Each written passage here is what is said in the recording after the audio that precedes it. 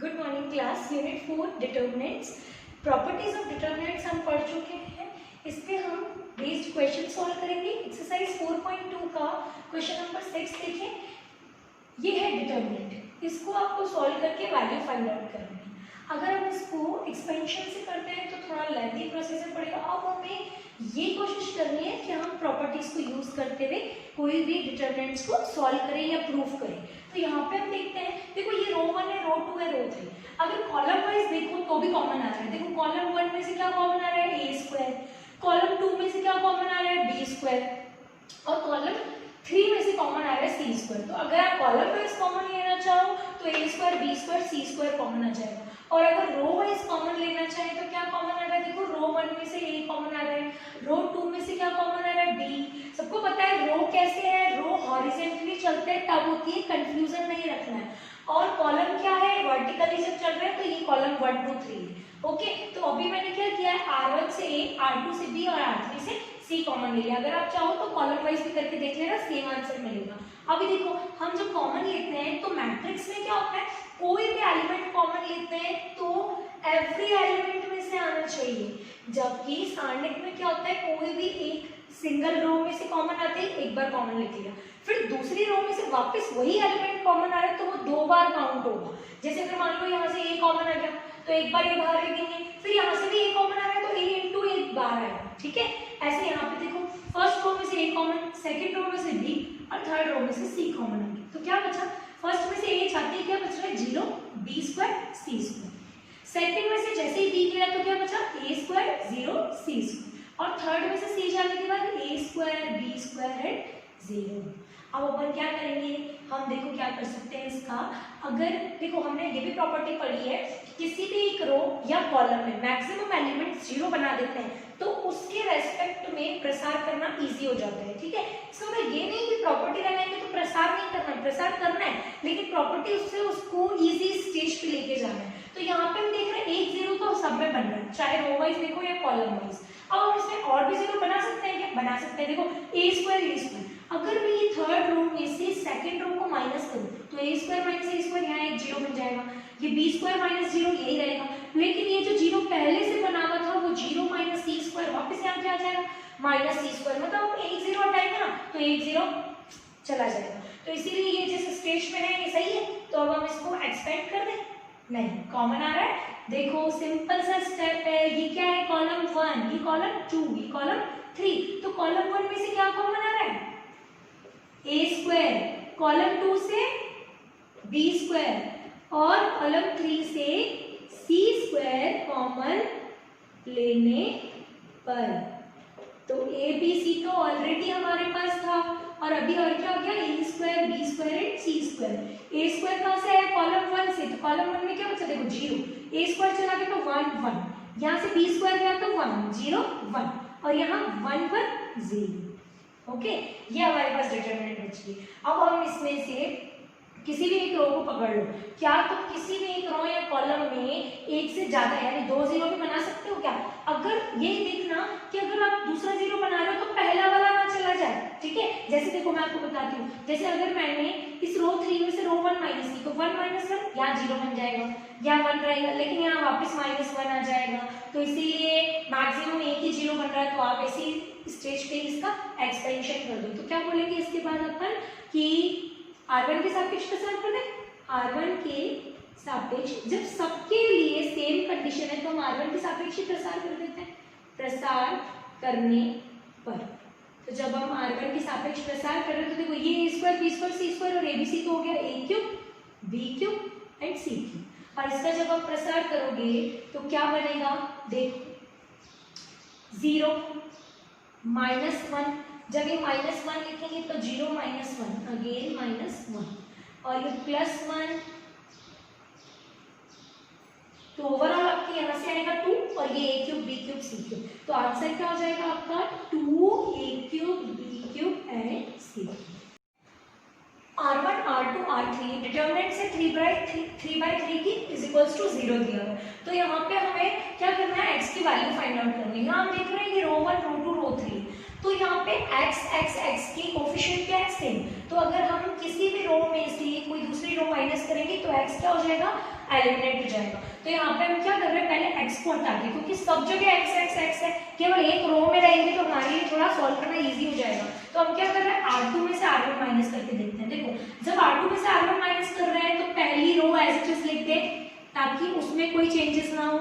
ऐसे ही R3 भी as it is आ जाएगी, 2x माइनस 27, 3x माइनस 64 और यहाँ पे 0।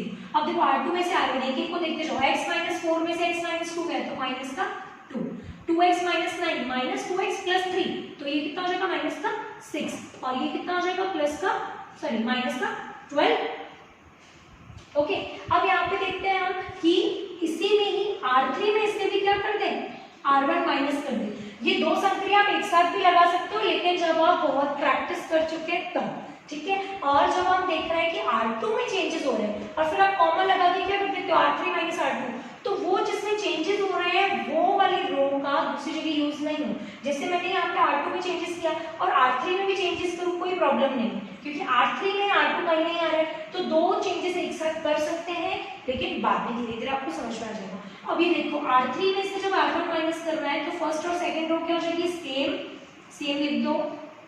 पहले जिसमें कोई भी चेंजेस नहीं है पहले आप वो नोट करो और इसके बाद में R3 में से R1 माइनस किया, x minus x0 minus 8 plus 2 minus का 6 माइनस का 24 और यहाँ माइनस का 60।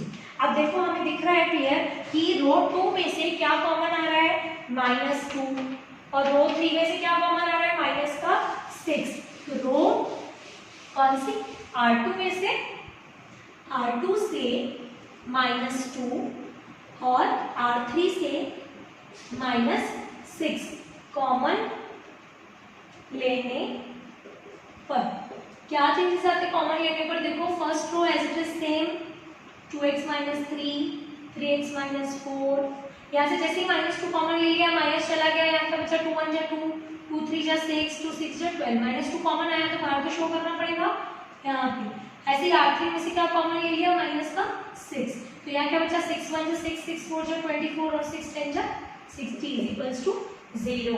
अब हमारे पास क्या बच रहा है, देखो यहाँ पे तो बाहर है प्लस का 12 इम्प्लाइज लगाना क्योंकि इधर इक्वल्स है ना, ये 12 और यहाँ पे अगर मैं चेंजेस करूँ, क्या चेंजेस कर सकते हैं, R3 में से अगर मैं क्या माइनस कर दूँ, देखो क्या संक्रिया लगा सकते हैं, जब कोई दो एलिमेंट्स इक्वल हो तो आप क्या कर दो, उसमें से माइनस कर दो। कॉलम वाइज नहीं कर सकते क्योंकि कॉलम वाइज सेम नहीं है या रो वाइज सेम है, रो 2 और रो 3 में, तो रो 3 में से हम क्या माइनस कर दे, रो 2 को, तो क्या चेंजेस आएंगे, देखिए R3 में से R2 माइनस करते हैं, 1 - 1 0, 4 में से 3 गया 1, 10 में से 6 गया 4 और बाकी सेम, कॉपी पेस्ट कर दो और यहाँ पे क्या बच रहा है 6। ओके, अब हम क्या कर रहे हैं, देखो कोई भी और संक्रिया से हमारे पास एक ही रो या एक ही कॉलम में इस एक से ज्यादा जीरो नहीं बन पा रहा है तो हम क्या कर देते हैं, एक्सपेंशन कर देते हैं। किसके, कॉलम 1 के रेस्पेक्ट में कर सकते हो या R3 के रेस्पेक्ट में भी कर सकते हो, दोनों ही आपको आते हैं। तो अभी हम किसके सापेक्ष कर देते हैं, C1 के सापेक्ष प्रसार करने पर। अब देखो ये 12, वैसे ये जो इधर 0 आ रहा है, अगर ये 12 देखें तो 0/12 जाके 12 भी क्या हो जाएगा 0। ओके, तो यहाँ पे C1 के सापेक्ष प्रसार करने पर हमारे पास क्या आ रहा है, देखो पहले x - 2 इंटू इसकी उपसारणिक क्या बन रही है, देखो 3 6 1 4 लिख लेते हैं एक बार ताकि मिस्टेक नहीं हो, फिर -1 की उपसारणिक क्या आएगी, 2x - 3, 3x - 4 और ये हो जाएगा 1 4 और लास्ट में 0, तो 0 की उपसारणिक लिखने की जरूरत नहीं है, जो भी आएगी वो भी क्या हो जाएगी 0। अब हम इन दोनों उपसारणिक को सॉल्व करते हैं और उसके बाद देखते हैं x की वैल्यू क्या आ रही है। देखो यहाँ बाहर तो है 12, अंदर यहाँ देखो x - 2 मल्टीप्लाई हो रहा है किससे, 4 3 जा 12, 12 में से 6 है 6 माइनस, अब यहाँ पे देखो क्या है 4 × 2x - 3 क्या आएगा, 4 × 2x - 3, 4 2 जा 8x - 12 और -1 × दिस तो -3x प्लस का 4। ओके, और 0 का 0 हो ही गया। अब यहाँ पे देखो क्या आ रहा है, वैल्यू क्या आ रही है 12, 6x - 6 2 12 माइनस, देखो यहाँ पे 8 - 3 5x, -12 प्लस का 4 माइनस का 8। अब यहाँ पे देखते हैं 6x माइनस 5x x -12 और प्लस का 8 कितना हो जाएगा माइनस का 4 इज इक्वल टू 0। अब देखो आपके पास दो फैक्टर आ रहे हैं, तो 12x minus 4 is equal to 0। हम जानते हैं 12 is not equal to 0, so x minus 4 is equal to 0 और x इज इक्वल टू 4। ये क्या हो जाएगा आपके पास आंसर। इस तरीके से हमने क्या किया, वेरिएबल सॉल्व करके इसका आंसर फाइंड आउट किया। नेक्स्ट प्रॉब्लम हम देखते हैं, क्वेश्चन नंबर है हमारे पास 8। क्वेश्चन नंबर 8 में 3 डिटरमिनेंट्स दी हुई है और 3 डिटरमिनेंट्स में हमें कैसे सॉल्व करना है, तीनों डिटरमिनेंट्स को इक्वल प्रूफ करना है। अब 3 डिटरमिनेंट्स को इक्वल प्रूफ करने के लिए हम एक को तो एज इट इज रहने देंगे और बाकी दो को सॉल्व करेंगे। हाँ, इसमें क्लियरली लिखा हुआ है कि बिना विस्तार के सिद्ध कीजिए, यानी कि आपको इसमें डायरेक्ट एक्सपेंशन नहीं करना है। तो एक्सपेंशन नहीं करना इसका मतलब हम किससे कर सकते हैं, प्रॉपर्टी बेस्ड ही कर सकते हैं।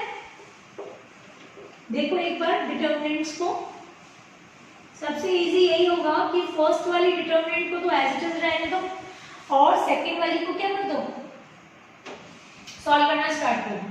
तो ये सारणिक फर्स्ट का एज इट इज है। अब सारणिक 2 को देखो, सारणिक सेकंड से यहाँ पे हम देखते हैं सारणिक सेकंड क्या है, देखो X Y Z P Q R और ए बी सी। अब टारगेट बना दो कि हम तीनों को इसके इक्वल लेके आए, ठीक है, क्योंकि सॉल्व तो करना नहीं है, जो हमें एक आंसर लेके आए हमें डिटरमिनेंट्स को इक्वल लेके आए। तो यहाँ हम देख रहे हैं देखो एक्स वाई जेड और पहली वाली डिटरमिनेंट में एक्स वाई जेड का है सेकंड नंबर पे। तो अगर मुझे ये टारगेट करना है कि एक्स वाई जेड को पहले मैं उस जगह पे फिक्स करूं, तो यानी कि मुझे R1 से इसको कहाँ लेके आना है, R2 पे। और अगर आप ये देखो कि ये ABC है और इसको मुझे कहाँ लेके आना है, फर्स्ट रो में, तो R1 और R3 को एक्सचेंज कर दो। जैसे भी आप टैली करना चाहो अपने आप होता जाएगा। देखो ये कह रहा है R3, तो R3 को मुझे कहाँ लेके जाना है, R1 पे। तो जब एक्सचेंज करते हैं ना, तो हम कौन सा साइन लगाते हैं, डबल एरो, ठीक है, यानी कि इसको इससे एक्सचेंज कर दिया। गुणधर्म याद है सारणी का गुणधर्म, सारणी की कोई भी दो पंक्तियों या दो स्तंभों को आपस में इंटरचेंज करने पर सारणी का मान तो वही रहता है, लेकिन उसका चिन्ह बदल जाता है। यानी कि अब ये पॉजिटिव वाली है तो यहाँ पे माइनस इंटू हो जाएगा और हमने क्या चेंजेस किए, एक कोई भी एक पंक्ति को ऊपर लेके गए। आप बहुत सारे एग्जांपल्स में देखोगे कि दो एक्सचेंज साथ में किए हुए होंगे, R1 R3 R2 R3, तो उसमें माइनस का साइन नहीं होगा। क्यों नहीं होगा, क्योंकि एक एक्सचेंज करने पर माइनस कॉमन आता है। ऐसे दो एक्सचेंज एक साथ करते हैं तो दो माइनस मिलके क्या हो जाते हैं, प्लस। इस तरीके से हम क्या करेंगे, ए बी सी को ऊपर लेके जाएंगे और एक्स वाई जेड को सबसे नीचे लेके आएंगे और R2 क्या हो जाएगा, यहाँ पे सेम हो जाएगा। तो अब हम देख रहे हैं यहाँ पे हम एक स्टेज पे तो पहुंच चुके हैं, ए बी सी फर्स्ट रो में आना चाहिए, आ रहा है, लेकिन सेकंड रो में एक्स वाई जेड आना चाहिए और यहाँ पे कहाँ आ रहा है, थर्ड रो में। तो एक और इंटरचेंज करेंगे हम। क्या इंटरचेंज करेंगे, देखो ये जो R3 है इसको किस जगह पे लेके जाएंगे, R2 की जगह। तो एक माइनस तो ऑलरेडी था, है ना, और एक माइनस और आएगा क्योंकि एक और इंटरचेंज कर रहे हैं। तो देखो ये सॉरी ये डिटरमिनेंट का साइन है, यहाँ पे ब्रैकेट गलती से लगा दिया, ये माइनस और ये माइनस, दो माइनस मिलके क्या हो जाएंगे, वैनिश, प्लस हो जाएंगे। और यहाँ पे चेंजेस क्या हुए, R3 और R2 का एक्सचेंज करो, यानी कि R1 तो सेम है और R2 को R3 की जगह लेके जाओ तो एक्स वाई जेड और यहाँ पे क्या हो जाएगा पी क्यू आर। अब मैच करो फर्स्ट वाले डिटरमिनेंट से, ये तो हो गया पॉजिटिव, ये प्लस का हो गया और A B C X Y Z P Q R. तो अगर ये सेकंड डिटरमिनेंट है तो फर्स्ट और सेकंड मैच कर रही है, तो ये हो गया प्रूफ। इसी तरीके से हम अभी थर्ड वाली को लेंगे और उसको भी फर्स्ट के इक्वल लेके आ जाएंगे। तो इस हम क्या करेंगे, तीनों को प्रूफ कर देंगे। ओके, अब हम क्या लिखेंगे, सारणिक थर्ड से। सारणिक थर्ड में थोड़ा सा देखो, दो सारणिक तो हम प्रूफ कर चुके थे, सारणिक सेकंड को सारणिक फर्स्ट के इक्वल। अब ये है सारणिक थर्ड। अब हम इसे सारणिक थर्ड को सारणिक फर्स्ट के इक्वल लेके आ जाएंगे, तो बाय 1 2 3 तीनों क्या हो जाएंगे, इक्वल। देखो सारणिक थर्ड क्या कहती है, सारणिक थर्ड से क्या है, सारणिक थर्ड में एक चीज अगर हम नोटिस करें तो यहाँ जो एक्स वाई जेड है फर्स्ट वाली डिटरमिनेंट में तो कैसे आ रहा है, रो वाइज आ रहा है, जबकि यहाँ पे कॉलम वाइज। देखो X Y Z column wise, जबकि यहाँ क्या है, रो वाइज। ऐसे ही ए बी सी यहाँ पे है कॉलम सेकंड में, यहाँ है रो वन में। तो सबसे बड़ी प्रॉब्लम हमारे लिए यही आ रही है। तो हम क्या करेंगे, गुणधर्म फर्स्ट था हमारे पास सारणिक में, क्या था, अगर हम सारणिक में पंक्तियों को स्तंभों में और स्तंभों को मान में कोई फर्क नहीं आता। यहाँ पे आपको पूरा गुणधर्म लिखना है वो, और उसके बाद में हम इक्वल्स में लिखेंगे। देखो y x z, ये क्या है, यहाँ तो आप रो वाइज पकड़ लो या कॉलम वाइज। देखो ये रो है y b q, तो इसको किस में लिखना है, फर्स्ट कॉलम में कन्वर्ट कर दो। ऐसे ही second row x a p, ये सेकंड कॉलम बन गया, z c r ये यहाँ आ गया। ओके, ये हो गया हमारे पास एक एक्सचेंज। अब हम देख रहे हैं कि यहाँ पे y b q, यहाँ पे कौन सी कॉलम में, सेकंड कॉलम में, तो मुझे इसको कहाँ पे लेके आना है, सेकंड कॉलम की जगह। तो यहाँ पे मैं क्या कर सकती हूँ, यहाँ पे मैं लिख रही हूँ कि मैंने किया C2 को एक्सचेंज किससे, C1 से। तो जब भी गुणधर्म ये कहता है, गुणधर्म सेकंड या थर्ड था जिसमें ये था कि सारणी की किन्हीं भी दो पंक्तियों या दो स्तंभों को आपस में एक्सचेंज करते हैं तो सारणी का मान तो वही रहता है, लेकिन चिन्ह बदल जाता है। चिन्ह बदल जाता है यानी कि -1 एक आ जाएगा इसका कॉलम, ठीक है। और C2 C1 को एक्सचेंज करो तो देखो C2 C1 की जगह क्या आ जाएगा, ये C2 वाला जो कॉलम है x से p, वो कहाँ चला जाएगा, फर्स्ट पे, और ये कहाँ पे आ जाएगा, सेकंड पे, y b q z c r। अब देखो और क्या करना बाकी है, यहाँ पे हम जो देख रहे हैं कि x a p, यहाँ पे फर्स्ट कॉलम में तो आ गया, लेकिन p अपनी जगह सही है, q r अपनी जगह सही है, ये a b c जो दिख रहा है रो सेकंड, उसको हमें कहाँ लेके जाना है, रो 1 में। तो अब हम चेंज कर रहे हैं रो 2 को एक्सचेंज रो 1 से, तो एक माइनस ऑलरेडी था, एक और एक्सचेंज हुआ है तो माइनस और कॉमन आएगा, और यहाँ पे क्या हो जाएगा, x y z तो आ जाएगा सेकंड रो में, और a b c आ जाएगा फर्स्ट रो में, और p q r as it is. और यहाँ पे हम देखते हैं -1 into -1 प्लस का 1, तो ये हो गया प्लस का 1, और ये वापस कौन सी आ गई, फर्स्ट डिटरमिनेंट। तो फर्स्ट सेकंड थर्ड से तीनों क्या हो गए, इक्वल। अब हम क्या करेंगे, नेक्स्ट प्रॉब्लम देखते हैं। नेक्स्ट प्रॉब्लम में हमारे पास आता है क्वेश्चन नंबर 9। क्वेश्चन नंबर 9 में हम देखते हैं कि हमारे पास a b c में कोई वैल्यू दी हुई है और उसे हमें प्रूफ करना है। क्या प्रूफ करना है, सिद्ध कीजिए b plus c, c plus a plus b, a plus b, a, b plus c, b, c plus a and c।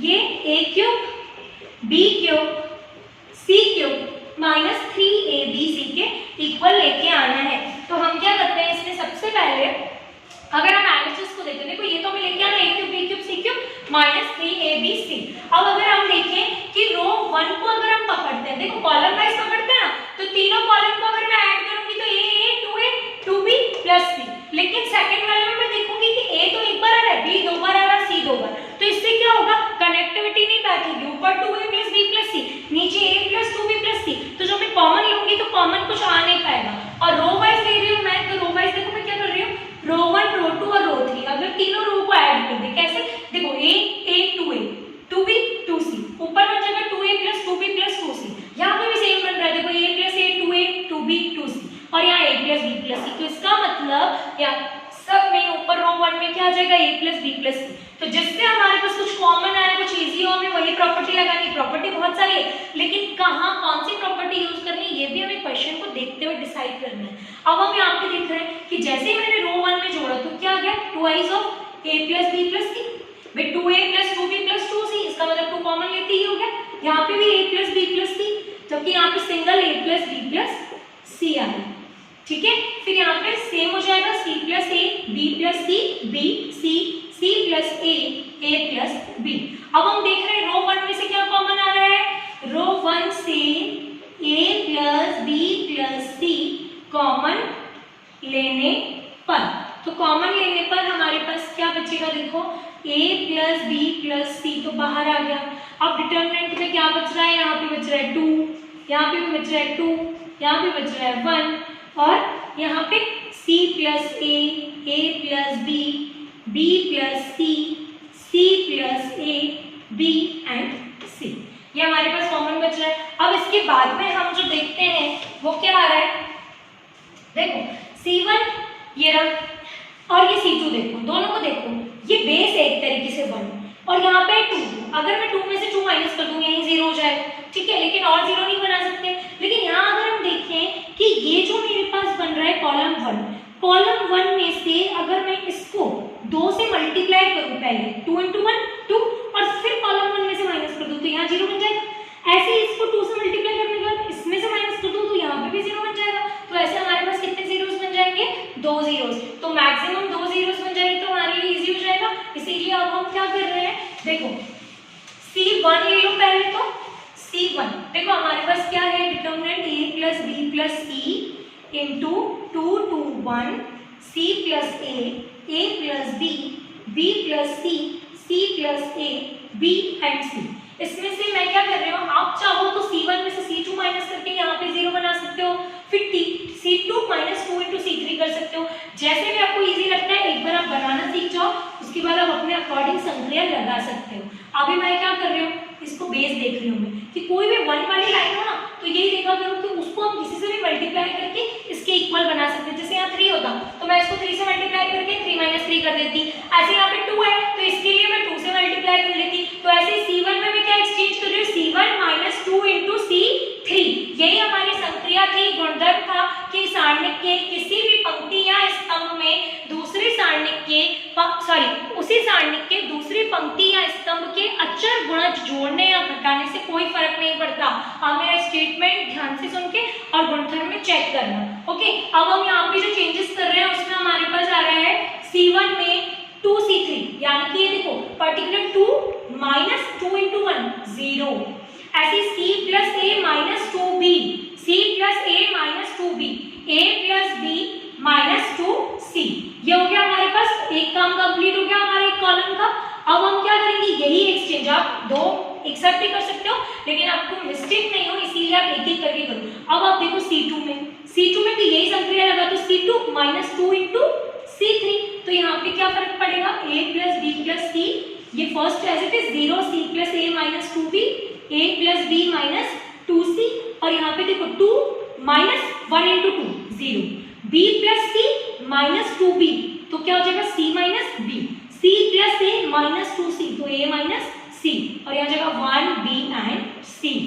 ठीक है, अब हम क्या करें, देखो रो 1 क्या था हमारा गुणधर्म कि अगर किसी भी पंक्ति या स्तंभ में मैक्सिमम 0 हो रहा है तो हमें क्या करना है, उसी के सापेक्ष प्रसार करना है। तो अब हम किसके सापेक्ष प्रसार कर देते हैं, R1 के सापेक्ष। तो हमारा फटाफट से आंसर आ जाएगा, R1 के सापेक्ष प्रसार करने पर। तो प्रसार करने से हमारे क्या मिलेगा, करने पर A plus B plus C, ये तो ऑलरेडी कॉमन है, और यहाँ पे हम देखते हैं, देखो ये फर्स्ट एलिमेंट लिखते हैं 0, फिर इसकी उपसारणिक, लेकिन लिखने का कोई सेंस नहीं है, फिर माइनस सेकंड एलिमेंट, उसकी उपसारणिक लिखने का कोई सेंस नहीं है, लास्ट प्लस 1 लिखने के बाद जब इसकी उपसारणिक लिख रहे हैं तो क्या बच रही है, देखो ये बच रही है, ये वाली उपसारणिक। कॉपी पेस्ट कर दे, C plus A minus 2B, C minus B, A plus B minus 2C, A minus C, ये इसकी उपसारणिक बचती है। तो वैसे भी 0 हो गए। अब हमारे पास क्या बच रहा है, A plus B plus C multiply by this determinant. और ये डिटर्मिनेंट कैसे सॉल्व करते हैं, वही आपको सबको आता है, C plus A minus 2B, इस पूरे को मल्टीप्लाई करना है A माइनस C से, और उसके बाद माइनस, फिर ये C माइनस B को किससे मल्टीप्लाई करना है, A plus B minus 2C से। तो आपको जो लेकर आना है वो आ जाएगा, बाकी सारे कैंसिल आउट हो जाएंगे। ये इतना बड़ा लग रहा है लेकिन सॉल्व होके पूरा एक्सप्रेशन छोटा हो जाएगा। देखो फटाफट से मल्टीप्लाई करते हैं, ये C को इन दोनों से मल्टीप्लाई करो, AC माइनस C स्क्वायर, फिर A को करो A स्क्वायर माइनस AC, फिर माइनस 2B को करो माइनस 2AB प्लस 2BC। अब ये माइनस C को मल्टीप्लाई करते जाओ, तो minus AC minus BC plus का 2C स्क्वायर, फिर ये अब यहाँ पे देखो माइनस और माइनस, प्लस का B हो गया, प्लस के B को अंदर मल्टीप्लाई करो, तो AB B square minus 2BC। देखो जो जो कैंसिल हो रहा है उसको कैंसिल कर देते हैं, A स्क्वायर B स्क्वायर और C स्क्वायर। यहाँ पे A square B square C square को तो एज इट इज लिख दो, और इसके बाद देखो क्या बच रहा है, A square B square C square, C square 2 बार आ रहा है हमारे पास।